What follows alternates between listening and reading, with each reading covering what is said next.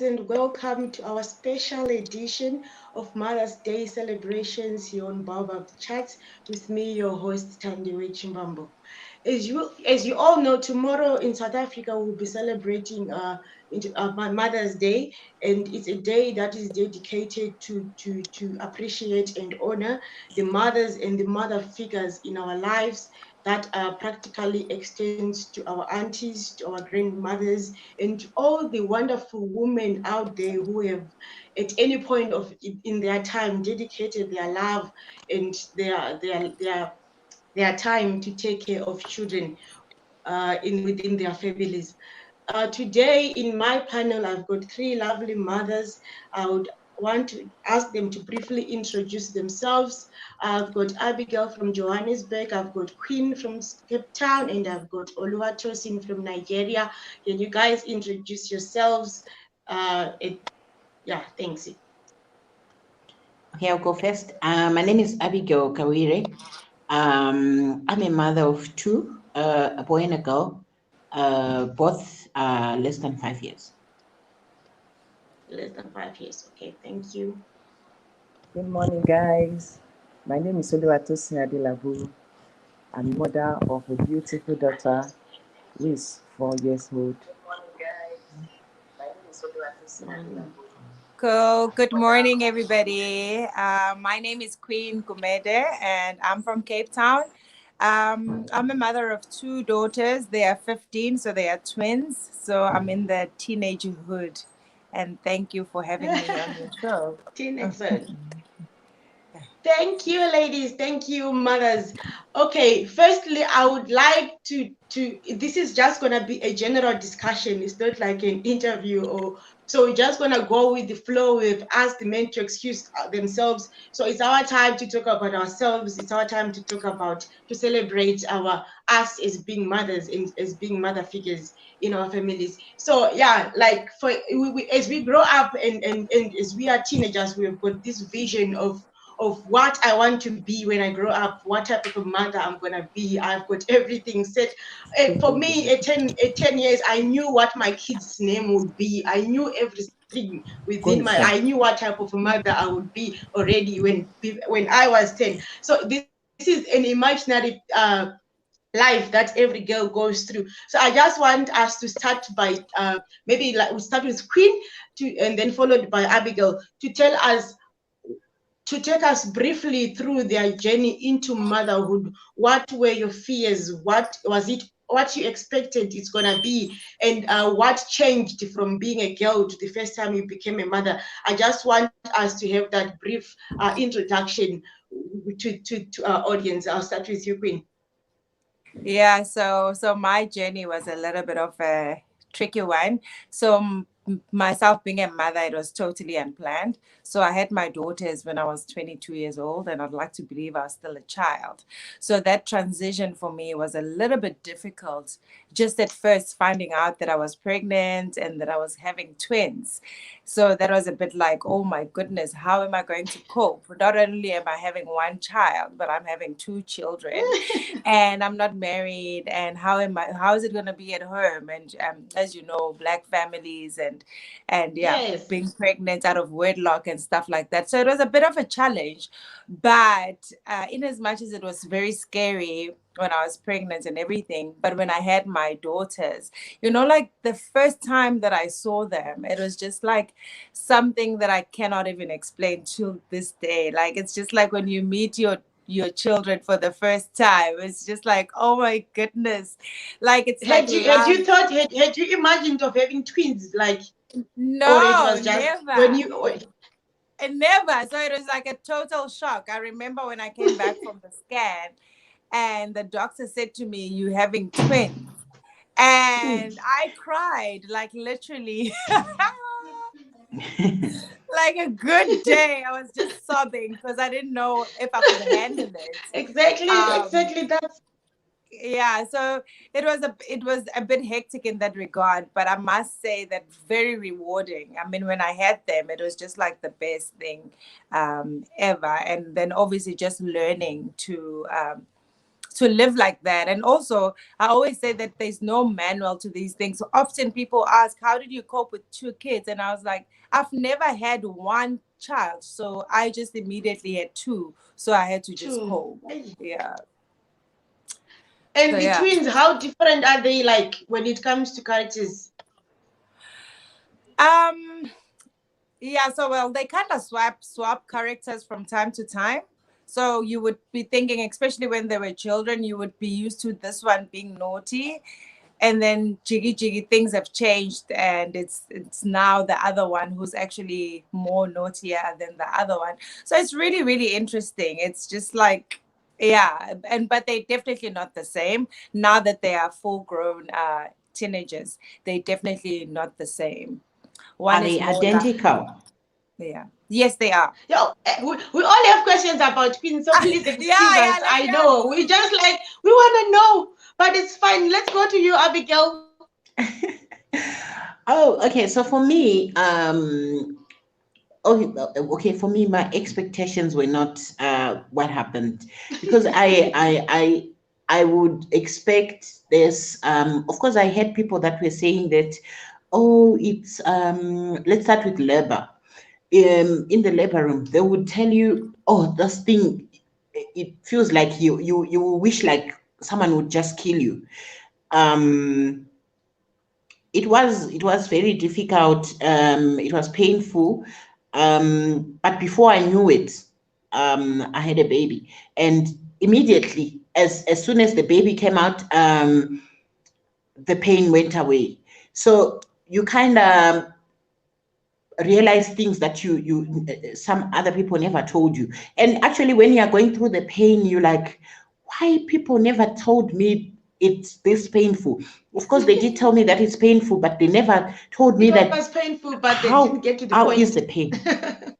Yeah, they didn't really explain it to me, and I don't think anyone can really explain it. You would just experience it for yourself. So those are some of my I could say what I thought would be was not really that. And then comes to time, to like sleep time, when the baby is so small. No one tells you, or maybe I wasn't told, that sometimes you will sit until 4 a.m. And being someone No who one who talked about it. works, I would have to wake up again at 6 and prepare to go to work. So no one told me that it was going to be like that. Not that if I had been told, maybe I would have made a decision that I'm not having kids, but I would have loved to be told. Yeah. You would have at There's least just had so a many guidance and a stages. framework. Yeah, there's just so many stages. I think I believe that some of them I haven't got into them because they are not yet, they haven't gotten to those stages, because they are still small. Yeah. Let's go to Oluwatosin from Nigeria. Mine started, I got pregnant in 2016, actually. So I was only living with my Uh-huh. husband. Then nobody was around when it happened. So, but Google was my friend then. Any symptoms, I would have to take my phone and search.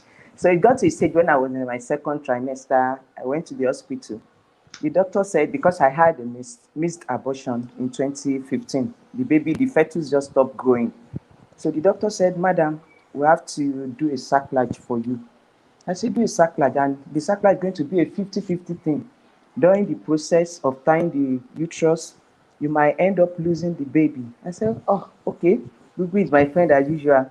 I had to research myself, and I realized it was missed abortion that I had. I never had a miscarriage. Sacrilege was meant for those that has had series of miscarriage. So I told the doctor, I declined that. No, I'm not going to have a sacrilege. So he was angry then. He wrote it on my file that the patient declined of having a sacrilege.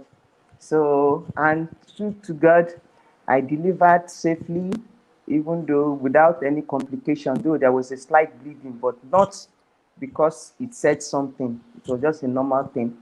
So, but during the pregnancy, it wasn't easy.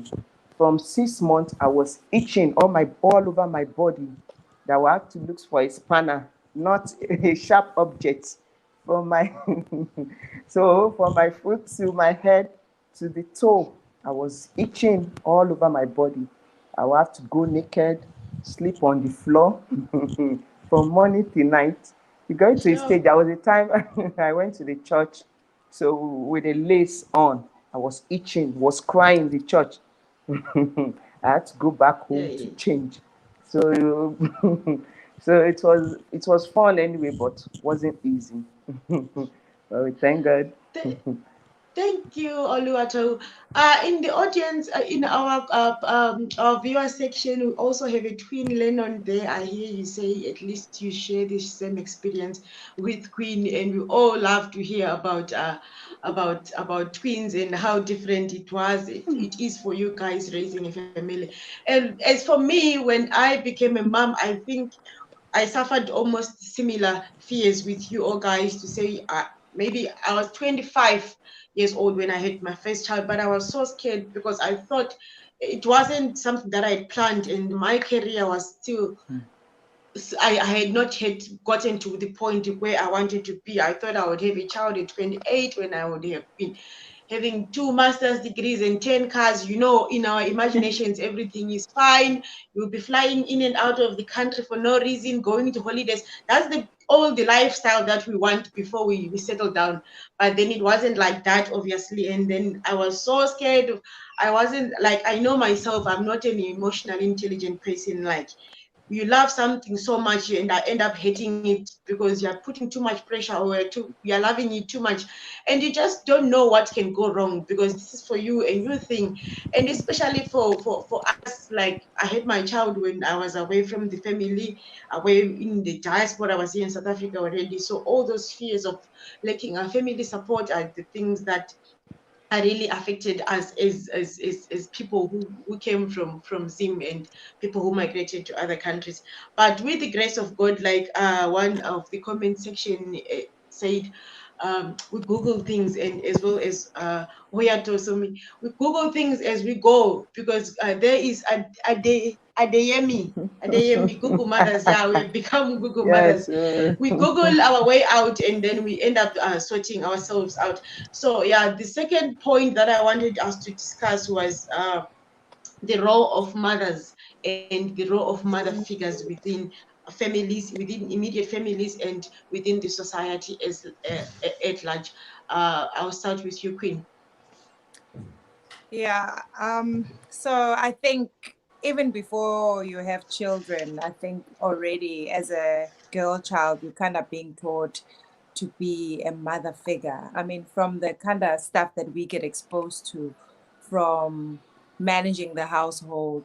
I remember, in as much as I had my first children, like my children at 22, um, prior to that, because I was the oldest at home, I was always kind of taking care of my sisters and my brothers and, taking care of the household.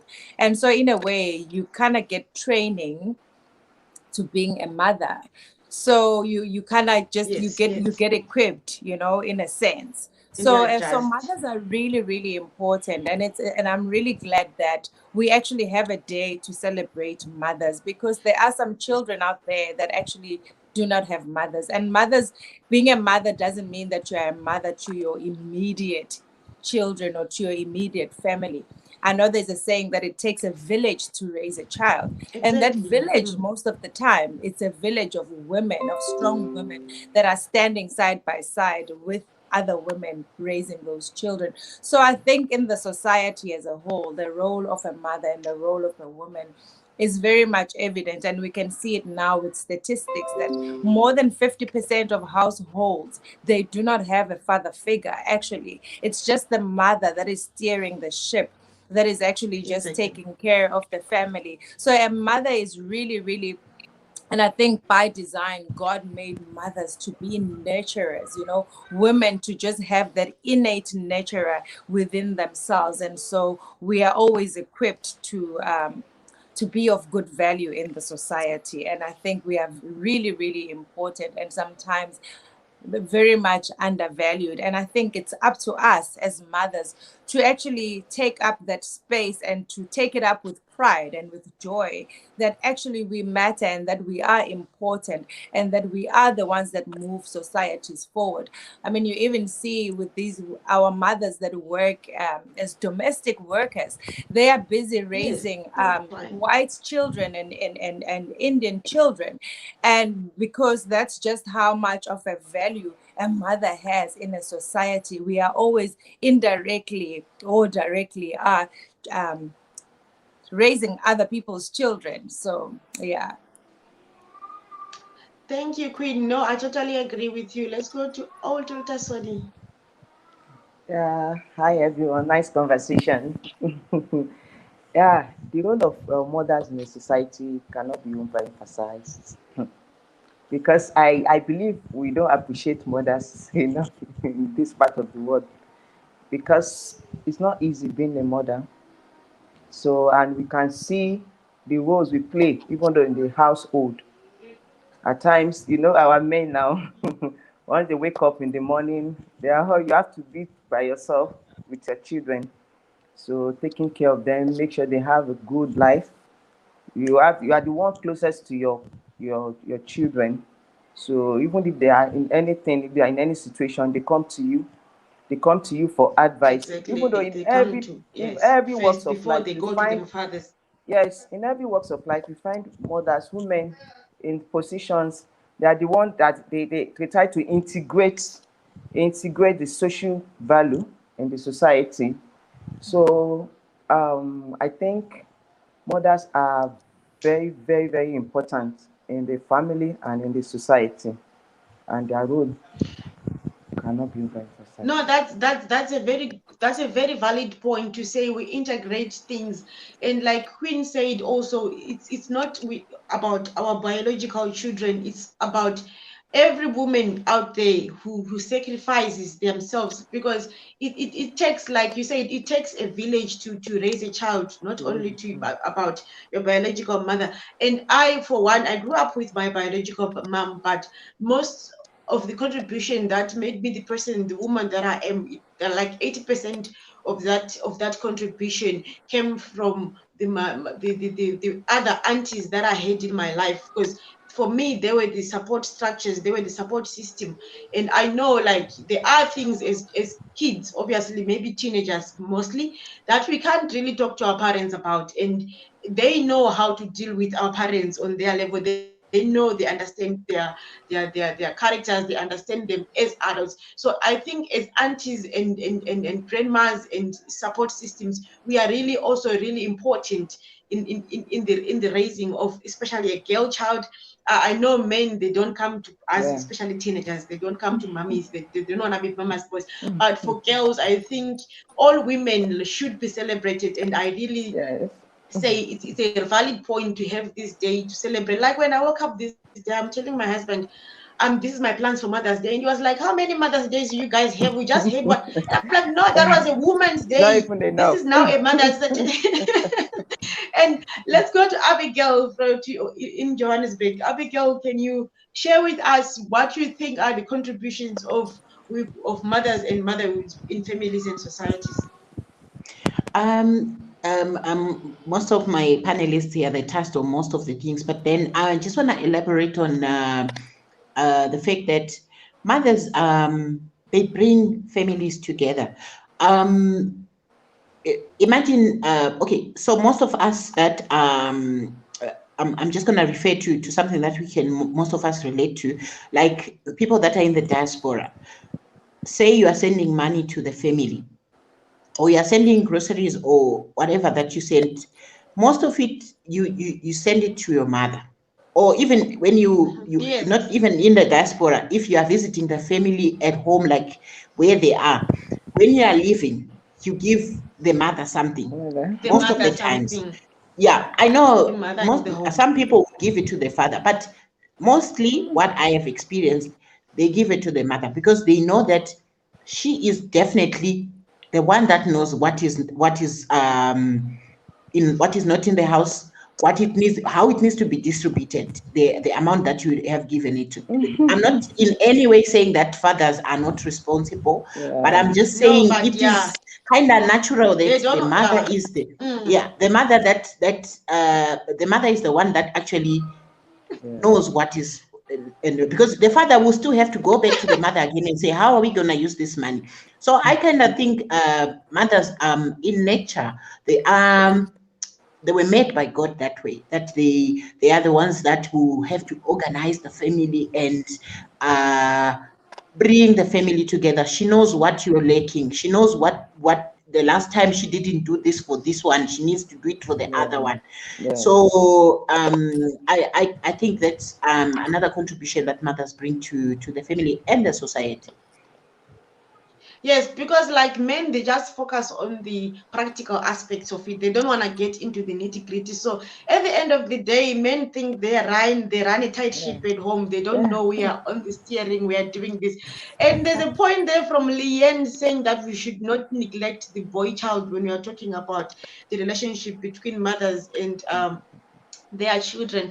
We are not really neglecting, we are just celebrating ourselves being mothers.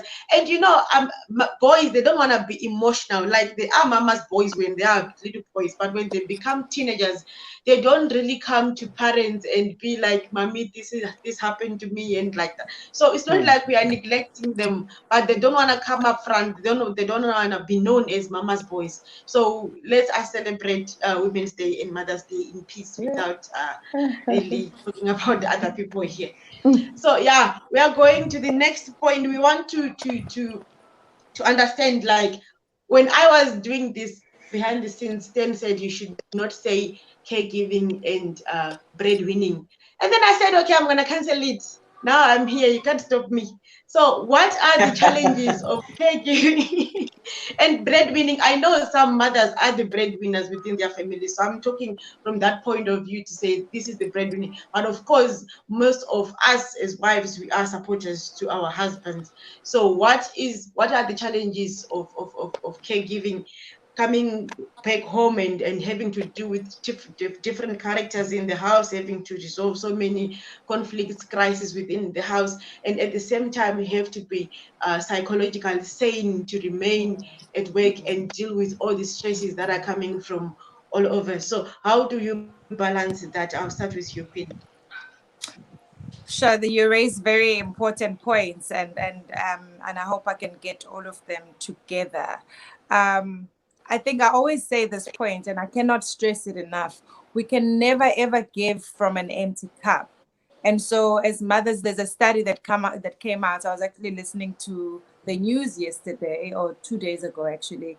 They were saying that mothers are undernourished because they are taking care of their family and they are taking care of their children. And so, because of the pandemic and everything that has been happening around the world, so that means there's a little bit of lack in the home. So, which means that if a mother is the one who's cooking, and there's 5 people in the house and there's 4 pieces of meat, automatically the mother is the one who's going to get the rice and the soup only, because that's what is available. So mothers become, in a way, a sacrificial lamb without even realizing that's what they are becoming, but because they can see the situation. And so it's very also important for mothers to take care of themselves first, because they are the ones that are constantly giving out. And so if we don't take care of ourselves, and because there's also this thing around the world that being busy and overworking, it's become like it's fashionable. It's actually not, because we cannot have the mother of the house breaking down, because they are expected to give 100% at work, come back at home, give 100%, at home again, give another 100% financially, and give 100% emotionally. So there has to be a balance. Mothers should be allowed to come back home and say, I am actually tired and I am actually not cooking, and you guys are having bread. And there shouldn't be anything wrong with that. And society shouldn't judge you for making that executive decision, because at that particular time you would be feeling yourself that you are tired. But there is a thing that is going on that women are not allowed to say, I am actually not okay, because we are supposed to always just be there for everybody and not be there for Yes. ourselves. And Yes, sir. so I want us, and I want women out there to actually take time for themselves. It's okay to be selfish with you. It's okay to put an hour for yourself, to read a book, to journal, to go for that walk without your children there, without your husband there. If you have a husband, it's okay to do that for yourself so that you are able to give that 100% back to your family. Thank you, Queen. That's And good. also from Vimbai, they're saying it is important for mothers to take care of themselves on a personal note, so that you can at least blow off the steam. And I agree with you to say we are so judged by the society. And I think by saying the society here, we are talking about other mothers, because I don't think men really have time to look around and saying, did you see what this mother next door is doing? It's always us women. We know our weaknesses, and we don't, when we see them in other people, we then try to identify and pretend as if we are the ones that are perfect. We judge each other so much. Like, we have this perfect mom standard, which says you must do this, you must do that, you mustn't break down, you must. That is the fear of living up to the society, the fear of maybe saying, I'm not a perfect mom. They want you to judge yourself. They want you to think that, to just have that self-guilt, because they have got some other issues that they are facing that they can't heal from. So they want to make you, to paint you to be the bad guy here. But really, I think as children, as human beings, they also understand that we go through all these things, and you really don't have to be a perfect mom. You just have to be their mom. They are not perfect kids, so they can't really expect me to be a perfect mom. I'm also going through a lot. I'm also going through things. So I also need to be allowed to be human. Let's go to you, Tosin in Nigeria, to hear your Yeah, views. yeah, thank you. You have a valid point. So, mothers in this part of our society, I believe they are not being appreciated enough because mothers are selfless. Though I've not had any emotional issue being a mother, like having to take care of my child alone, but I have my mom as a point of reference to what mother face in this part of the world. Like, I came from a broken home, and when I was in the university, then I could remember anytime I pick up my phone, I call my dad. Dad, please, we are having our exams is coming, please, and I need to pay up my school fees. My dad said, see, I don't have much now, and what I have now, I want to use it to produce my magazine because he was an editor then. So I said, Dad, please, can this thing can still wait? He said, no, until I have enough. So, so when my mom will have to go, get a loan from the cooperative where he was working, where she was working then. So get a loan from. Tell my daughter, I said, Mom, don't worry. She will have to go to an extra man to just to make sure we are okay. And this thing, this part of the world, we don't appreciate. I keep saying this thing every time that we don't appreciate women enough because especially mothers. So we at times we go our way. We go at least to even when it is not convenient, just to make Exactly. a better living for even though not For even for our. them alone, but they cater for people around them. So I think I don't know the government. I think they should try and at least empowerment to empower women and mothers more because they are really going through a lot. They are going through a lot. Yeah. Yeah, and I know, like in many societies, like now in this era, there is so much support groups for women in social media and Facebook. There are so many support structures and government initiatives that are meant to empower women, that are meant to recognize these outstanding outstanding sacrifices, like you would put it. It's a sacrifice. Like now, when you go and you're a mom, you go to the shop, the first thing you think is my child deserves a lollipop. They don't deserve anything. And you end up not buying what you want to buy, or just going out of your budget just to sacrifice for the child. And it's no longer about you anymore. It's just about my kid deserves this, my kid. That's the first thing that you think, and that's the first thing that is on your mind whenever you go out. So all the sacrifices would be meant for the child. Lastly, we have to go to Abigail in Johannesburg. Okay, I wanted to add on to say that I think men have got a choice when it comes to parenthood that we don't have. To bail out, they can bail out and there are no consequences for them. And so let's say someone has gotten someone pregnant, a guy can just say, I'm sure all of you guys have heard of guys denying a pregnancy. They can deny it, or they can actually maybe leave a family after some time. But it's very difficult for women when things get tough, or when they've realized that, oh, I've just gotten pregnant. They cannot bail out of it. It's their responsibility all the way. And for that, I think we also need to pat our moms and mother figures in the society on their back for taking it by the horns to Exactly. to know that I'm in it. There is no way out. Even if you wanted Yeah. to get out of it, To there is no go, way out yeah, of you it. cannot. There's Yeah. no way out. It's a Um, do and die. there is other women, of course, that sometimes maybe throw away babies, but then that is why we also have I know here in Johannesburg there is an organization where it's sort of a house where they've put they're trying to support mothers, right? Rather mothers that are leaving their children after birth. There is a like a bin. They call it a bin, but it's where they go put the child, and it then gives an alarm in the house for those caregivers to go get that baby. No judgment there, nothing. They always say that they come on TV and they run this campaign saying that mothers that feel overwhelmed, that they cannot take care of their children and they are alone, they need to come to those organizations and give up their children.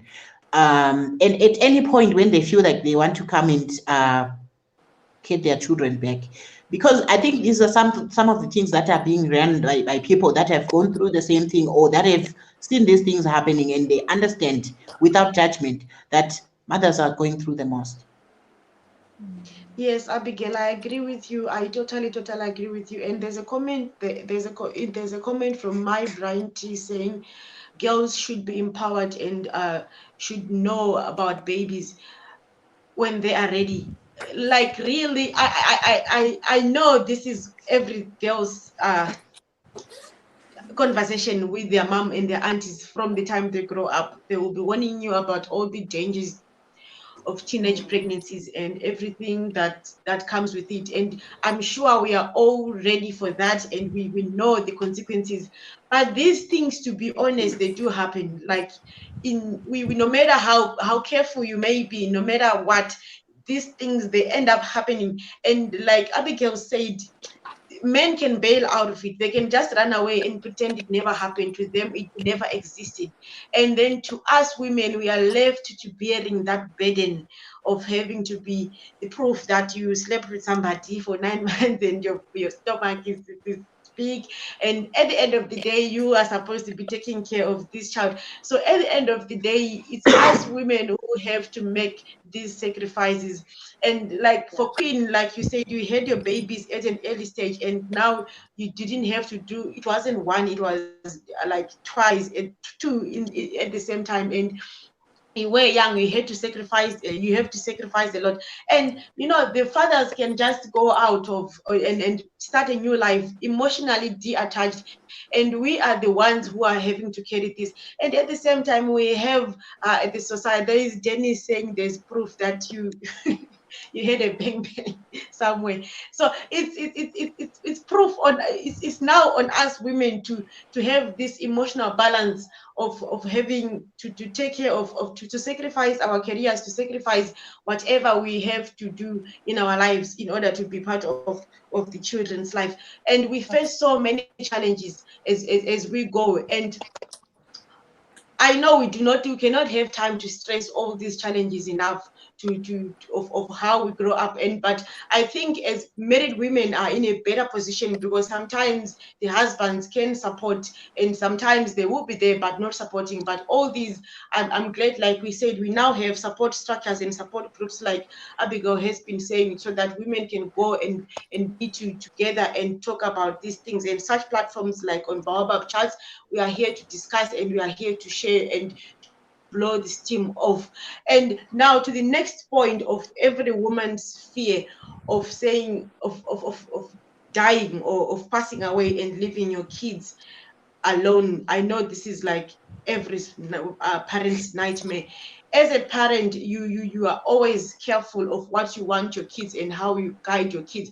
But when you are gone, these things you they are left out of your control. And I know as we grow up, there are some of us who grew up without mothers being in that situation which we fear for our kids. Can we just briefly discuss the challenges of growing up without mothers? What is the impact of not having them? I mean, maybe we can start from emotionally, psychologically, and whatever situation it can affect you. What are the challenges of growing up without a mom, and how do you overcome the fear of actually dying yourself and leaving your kids without you in the world? I'll start with you, Abigail. Okay, thank you so much. I would say emotionally, it's heartbreaking. I can relate, because I'm one person who had my mother until the age of 16 or 15, turning 16, and for the rest of my life until today, I didn't have my mother.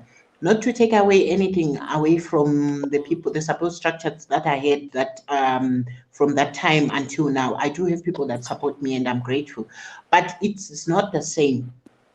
Yes.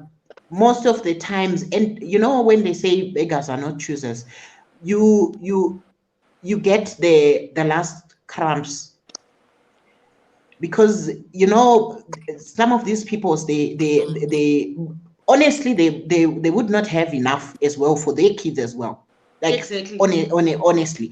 So it's not like they would have to give you They've got what is space. left, Yeah. or they have to Yes. cover the gaps in their immediate family first, and then what is left, then they will give it to you. And in a case that they don't, they prioritize you, sometimes it raises conflict. I will give an example of, if let's say your brother is looking after you, your siblings, or your sister, and she's married or he's married. If they just take a salary and pay your fees without honoring some of the responsibilities in their household, their spouse might have a problem with it, and it might even lead to even a worse situation, like a divorce, when they are fighting. Divorce, yes. Yeah. So being an orphan is a very sad situation. For me, it's something that I don't have control over, because it is God's time. And but for things that I can control, that I feel like I can control, I do prioritize safety above everything else, because in where I'm staying, I would say in Johannesburg, or in South Africa rather, crime rate is very high. So for things like that, you need to prioritize safety, get home uh, in times that are not so dangerous, like from work, you try by all means to get home early. You know, the security systems that you have to put in place for those places that you can put alarms and whatnot, because you're trying to live as long as you can for your kids. Look after your health. You know, if you get sick, I know most of the times we don't go seek medical attention. We like, this thing might go away on its own, but we do need to prioritize our health for our kids. maybe not for our sake. We need to prioritize it for our kids. I was reading up on this. I don't know if you guys are following this Zulu thing that's been going on in South Africa. The king died and all The of that. So I was reading up, kingdomship, yeah, the kingdom, yeah. I was reading up on it this other day, and I went up to follow up on all the people that came before the king died, the recent king that died, and it was I came across Zulu Shaka, and they were talking about his mother Nandi, and they were saying that when his mother died, he was a grown man, but he broke down to the extent that he called off on all harvesting in the Zululand. Like he declared a year of mourning for his mother. He said no one is gonna harvest anything, no one is gonna go to the fields. That's how he was hurt by losing his mother. So it's one thing to say you are grown to a certain age, you don't need your mother anymore.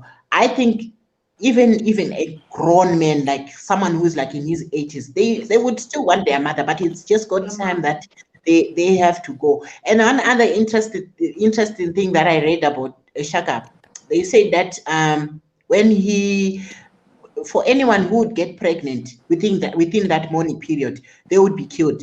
And the historian that was documenting this said that about 7,000 people were killed, including their spouses. Anyone who got pregnant, they would be killed. So it was just an interesting thing that I came across, that mothers are so much important. It's just a pity that some people had to die in the process of his mourning, but Yes. grief is a very big thing that actually needs counseling and emotional support. Absolutely. I think you cannot really stress enough of what it means to have your mother absent, like Abigail said, and like you also pointed out, the sense of belonging. Like you're not treated as a first class citizen of the house.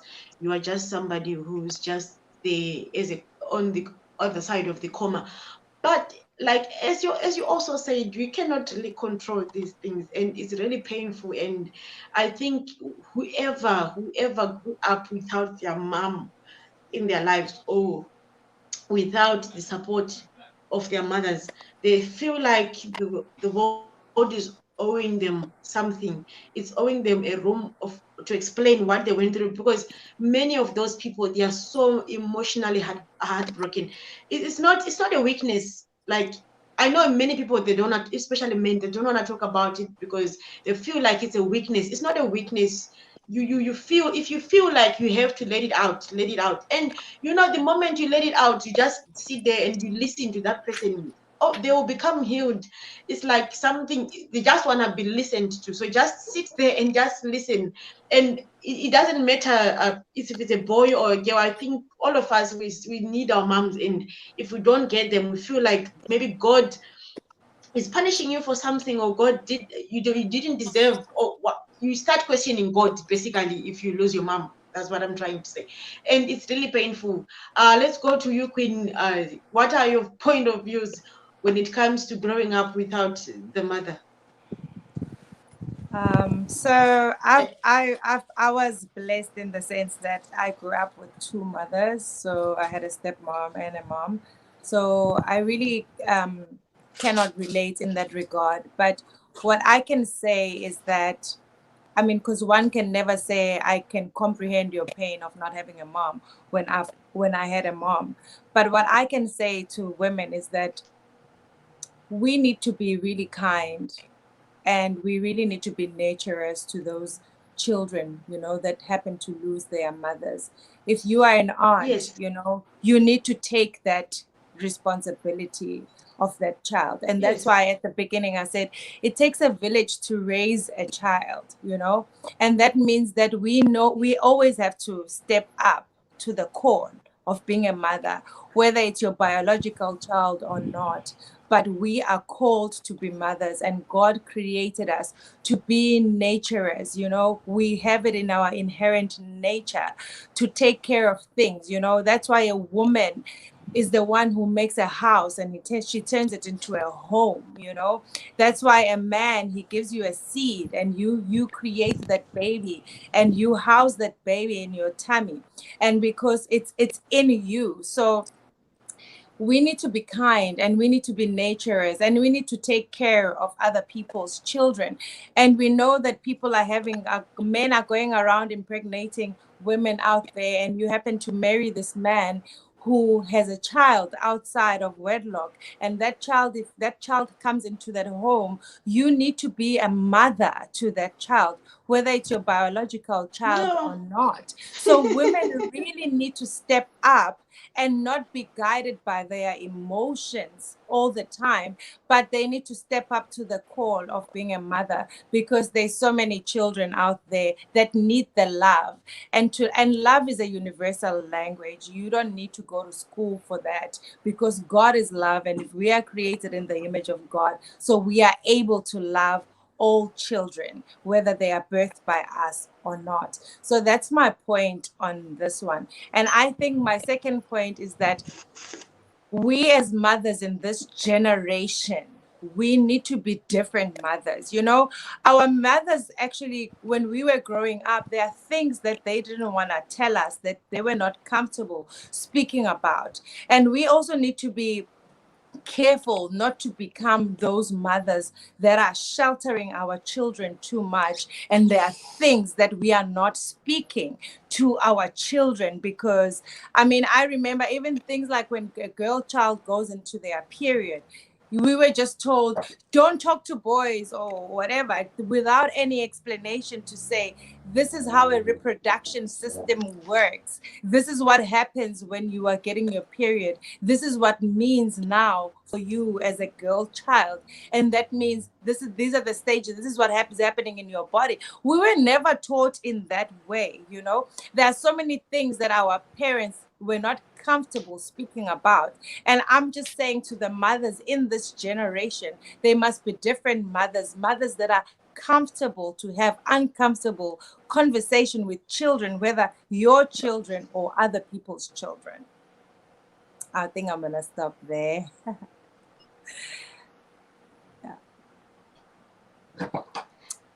Totally agree with you, Queen. We have to be natural mothers, whether it's our biological children or not. I'm an example. I'm raising girls. At that point in my life, not for me, and they helped me to take care of my children. And they are actually the good aunties that they know that sometimes mommy is angry and mommy cannot handle me like this. Mommy is like, they understand you. So there are things that they know they cannot come to you directly, and those aunties are the people that are going to be there for them to understand, to actually have a relationship. So I think as a woman, whether you are or you're not a biological child, a mother to any particular child, always have your home open for children. Make them feel that even if things are not okay at their home, they can come to you and things are okay. Their family, you are open up to have that home for them. You are gonna be the mother. You are going to be there for emotional support, for everything that they might need, because it's just a small sacrifice. That's all they need. As kids, you just need that person that this person I can go to and say anything. And I know as we grew up as girl children, we always wished we had that aunt, and we always appreciated that aunt who was there for us, that aunt which you can go to and say things that you can't say to your parents. So let us try our best to be those aunties that we wished we had when we were growing up. And it's just a small sacrifice, just a small smile, just a small hug. It goes a long way. We don't know what these kids are going through in their homes. You don't know the abuses that they are going through. So just always have an open ear and open eye on the ground to make sure that your home is open to anyone who's willing, because it's just like Queen said, it's not about finance, it's just about that emotional support. It's just all that the child really requires. Let's hear from you, Abigail. No. Yeah. Oh, don't you From mean Oluwatosin. Tosin? Sorry, it was, yeah. Sorry. Yeah. Yeah, I got emotional. Yeah, thank you.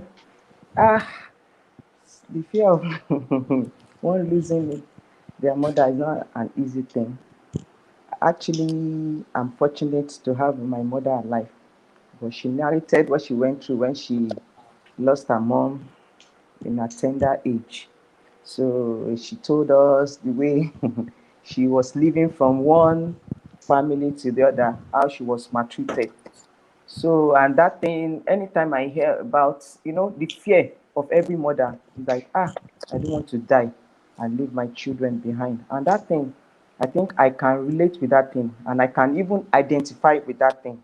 Because last year I was in the middle of something, I was faced with a life threatening illness last year that involved me going out in and out of the hospital for over 2 months. So that last year, anything I was every time I keep crying. Most times I would hide. My daughter would come to me, Mommy, why are you crying?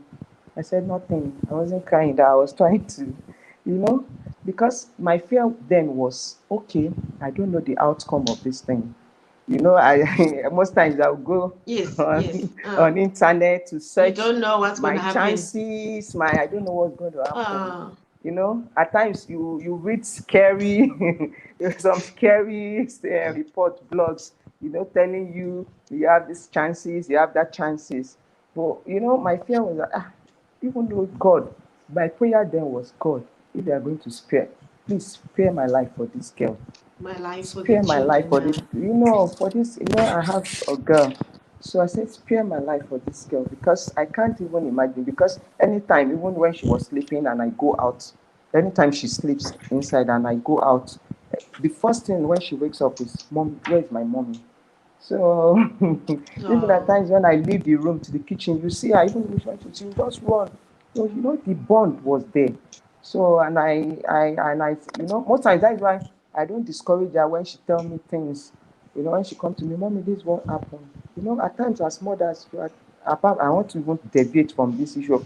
As mothers, encourage your children, encourage them to speak up, to speak with you, because we live in an evil world. A lot of things are happening. People are being children. A girl child is being abused, but in particular, but when as a mother, you are not there for your child. That's why the prayer of, as according to his queen, or that whatever you do, Abigail, I mean, that whatever you do, just make sure, be cautious of your health, because since this thing yes. happened, I've been so conscious of my health. I don't do zero sugar. I don't do sugar. I don't every time, at least in a week, I make sure at least I work out 4 times in a week. Sometimes when I put it up on my status, people will tell me, you are slim already. Why do you need to work out? I said, no, it's not about being it's not about being slim. You just have to be healthy. You just have to do what it takes, at least to, these children, at times, eventually, we will all die, fine. But at least let it happen in old age, when these children can even identify with that thing, that okay, they will be the one Yes. to even take care of you, take care of everything. But in a situation whereby you're not there for them, they will have to keep living. Even though I have my mother alive, but she was in when I was in school. I came from a broken home when I was in school, so I know how I live from family. I know how family treated me when I was looking for a shelter then, where to even lay my Mm-mm. head.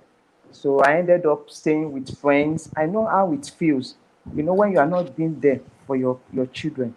So, and in this part of the world, we live in a very wicked world, a lot of social vices out there. Yes.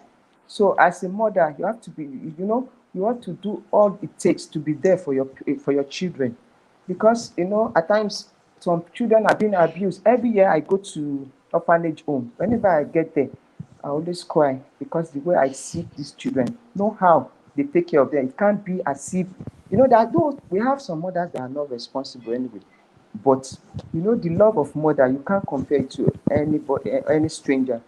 The way they are so selfless. At times I will tell my daughter, I'm not going to give you this thing, I'm not going to give you this thing.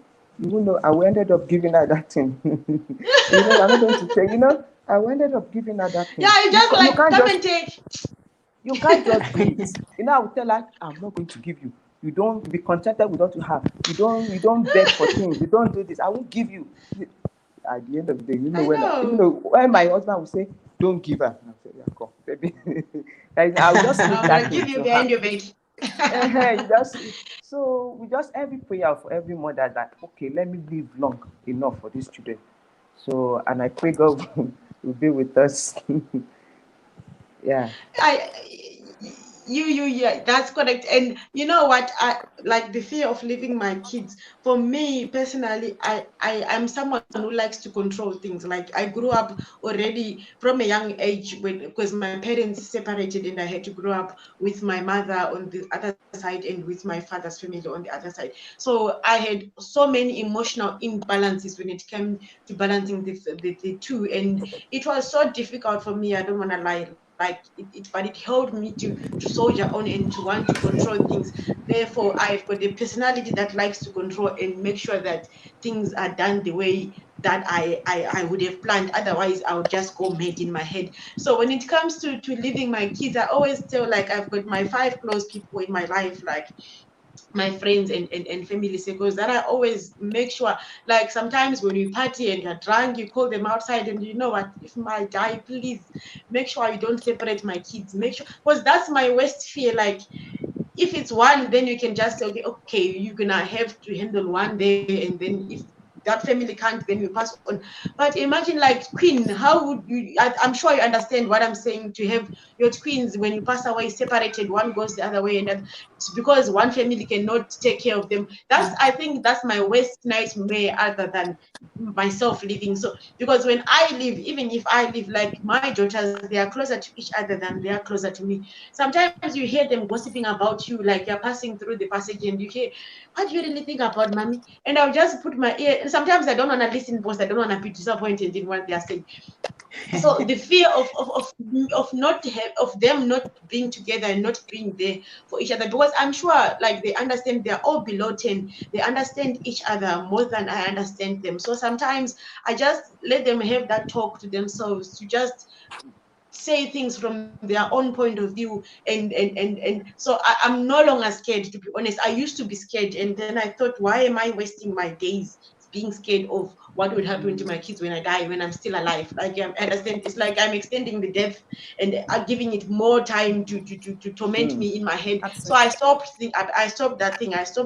I now have uh I now have insurance. I now have assurance that if I die, I trust my friends, I trust my family, they are going to take care of my daughters. So I'm happily ever after that. And I just wanted us to also discuss briefly the point of stereotyping stepmothers. I'm sure we all have this stereotype when it comes to stepmothers. And Queen, there you said you should be able to take care of a child, whether it's yours biologically. And I know we are out of minutes. Just briefly, stereotyping stepmothers and how this society should stop it at all. I'll start with you, Queen. Sure, I think this is a big topic and it might need us to come back, but I think stereotypes are everywhere. I think everything starts with an image of self. So I think if we can get our self image correct, then we are able to not um, perceive our weaknesses. We are not, like, because I kind of feel like when people stereotype or when people judge, those are their fears or those are their internal struggles that they are struggling with. Yes. And I think it starts with you. We need to take care of ourselves first, and we need to work on our weaknesses, and our trust Yes. issues and things like that, Yes. But also, the Bible says that love covers the multitude of old sins. So if we Yes. love one another as women, if I mean, men out of this whole thing. If we love one another as women, and if we covered each other as women, we would be able to take care of other people's children without any reservations. We would be able to extend the grace of taking care of other people's children and applying the same grace to those mothers that are looking after other people's children. So if we can just remove the judgment and all of those things, and just treat each other with love and respect, I think everything else will fall into play. Thank you, Queen. Up to you, Abigail. I would say that I think the mostly children some children even play victim when they are not victims, and we tend to look at it as, Yes. yeah, we Agreed. tend to look at it as, oh, this child is being victimized, and they take advantage of it, and Abused. they take advantage, yeah, they take Yeah, advantage of because other kids that are being, they'll be listening to adults. yeah, and then without even looking at both side of the story or of the coin, we judge the stepmother that she's ill-treating the child. I think we need to, whenever we are faced with a situation like that in the family, we need to sit down and talk and get to the bottom of it, and not just rush to conclusions. That's where it will come to stereotype stepmothers. And by just looking at a stepmother without her doing anything, someone would just think, oh, she's a bad person, or she's She's ill-treating a evil, child. yeah. Yeah, we need to look at a situation independently of other situations that we know. Yes. Yeah. Thank I you. mean, even Up our to you, own what children, you're they saying. are victims. Yeah. I was saying, No, you even can our go. own You can. children. Yeah, no, no. I was saying, even our own children, they can be very manipulative, you know? Mhm. And so, Exactly. can you imagine? Yeah. You pick it up that now I'm Hmm. being manipulated here. So, can you imagine if. Yeah, So, I can yeah. relate. Only what you're Yeah. saying. Yeah. So the issue of stereotyping stepmothers, actually I have one, but because of her nature, because of her attitude, so we've not been in a talking times anyway. But I've seen in the society whereby I see the way some stepmothers maltreat, though children at times are manipulative anyway. But Exactly. yet, and we live in a society that people judge a lot. At times, Yes. being a stepmother, what you will say to your own child, that it won't even raise any concern, that it won't even raise any alarm. When you say to your stepdaughter, they flare up, even though to the extent that maltreating, normally you can say, okay, my daughter, you can scold your daughter for doing this, for not doing this. But when you scold your child, your stepdaughter, people Stepchild, yeah. outsider, the judgment that, the bad woman, the wicked woman. At times that is Mm, why some stepmother they give up. They say, oh, don't let me talk. yes. Don't let me talk. At the end of the day, the child might Yes. end up, being a wayward child Yeah. because there is no good upbringing. Because the society does not allow, mothers and stepmothers, to really extend the love they have for their own child Yes. to the to Yes. to the other child. So I Yes. think the society should stop doing that. Though there are some stepmothers that are terrible, that are not responsible. So I think True. I can attest to that, and because I have one.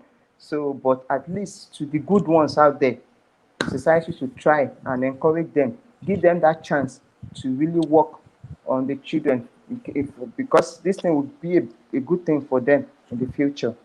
Thank you. True. I agree with you, Oluwatosin. I agree with you. They should give us a chance. Like imagine with your own child, you are struggling already. You are struggling already to deal with the emotions of your own child. So imagine if it's a stepchild. Remember, and also, as well, the society is already judging us stepmothers in a way already. So we already have that stereotyped. Even within the families, they will be like they are looking for some negativity, so the children can pick up the energies, they can be manipulative, like Queen have said, they can pick up the bad words, they can pick up things, and then they'll end up saying things to you, and then you end up thinking they are abused. So I think as women, maybe if we see a stepmother that is really abusing a child, as families, as friends, it's our duty, it's our right as women to talk to her, maybe to sit with her, to understand her point of view, not in a direct way because obviously it's going to be offensive. So just maybe try to understand and try to educate, maybe bit by bit, directly or indirectly, to make sure that they get the message that it is about the child, like Queen said, not about the mother of the child or anything else that would be going around. So because of time, we are even over our time, but I just wanted to close up with the most embarrassing things, or the most embarrassing thing that a child has done to you in front of people and how you handled it. I'm just going to give you each a chance, and then so you can just put your closing remarks because we are running out of time. I'll start with Abigail. Oh, okay. So one thing that off top of my head, because there is a whole lot of things, but I'm just gonna mention one thing because of time. This other time we were traveling by bus, and we were at the station where we were gonna get into the bus while we were waiting to load and everything. I just looked on the side one moment, and the other moment I'm looking at where my child is. It's my son, actually. The moment I look at where he is, I'm seeing him. He's busy eating other people's food. Like I had his food with me, and I had given it to him, and he had said, "No, no, no, no, no, I'm not eating that now." I'm thinking, "Oh, he's still full. He's gonna eat later." I'm seeing him eating other people's food there, and it was so embarrassing. You can imagine, it's at a station, we don't know these people. I was so embarrassed, but yeah, and I had to apologize. I had to find a way to not offend the other person, because some people will be offended if I had just dragged him out of that. Yes. Yeah, so I had to find a way to navigate it in a good way. Okay, just as a closing remark as well, I wanted to add on to the fact that we mothers, like we were saying, that we want to live longer for our kids. I think that is one why insurances would give the same.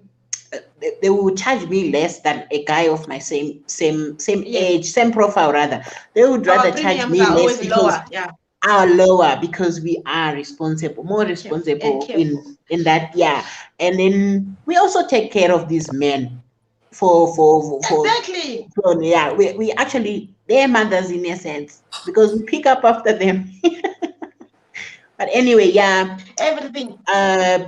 Kudos to you all mothers out there. Thank you. Thank you, Abigail. I'll come to you, Oluwatosin. Yeah. Nice. Nice topic. Embarrassing mother moment. This one I can't, because I was even trying to search my head to see the one I could remember. I think recently, yeah, I took my daughter out to get something from a shop, or this roadside shop. So as we got inside the shop, that time my daughter went to that woman's piggy hole to pay, and she took 200 from my mom, from the woman. I just saw her with money. I said, "Where did you get it from?" She said, "Mommy, from there." I was so embarrassed. I spanked her that day. The woman was saying I should leave her. I said, "My mommy," she said, "Normally that she doesn't allow a customer to cross a certain lane, but just because she's a child, and that's why she allowed us in." I said, "I'm very sorry." I said, "No, she understands that, not that she has this habit of stealing or anything. That the children, she doesn't count it as anything." I was just begging that woman. And my closing remark is this: as mothers, I just want to implore, even though people watching us, I just want to beg us, as we should always give our children listening here, especially the girl child. A lot is happening in the world now, whereby children are being molested, especially girl child. Even though in my country there's no day you open, you open your phone to read for to search for news, that you won't see a lot of terrible news popping up about molesting this one. We have a lot out there. Please, we should not leave our children to strangers, especially our girl child. We should not leave them to strangers, and we should always give them. Don't just scold the child whenever he wants to tell you something. Don't say, don't do that. Please give them listening and let them express themselves. I pray God will be with us. Yeah. Yes. I'll end with you, Queen. Cool. So yeah, I think these days my daughters are teenagers. I'm the one who's always embarrassing them, apparently. I can imagine. They are practically embarrassed by everything about their Yeah, mother. You are everything not I a cool do. mom.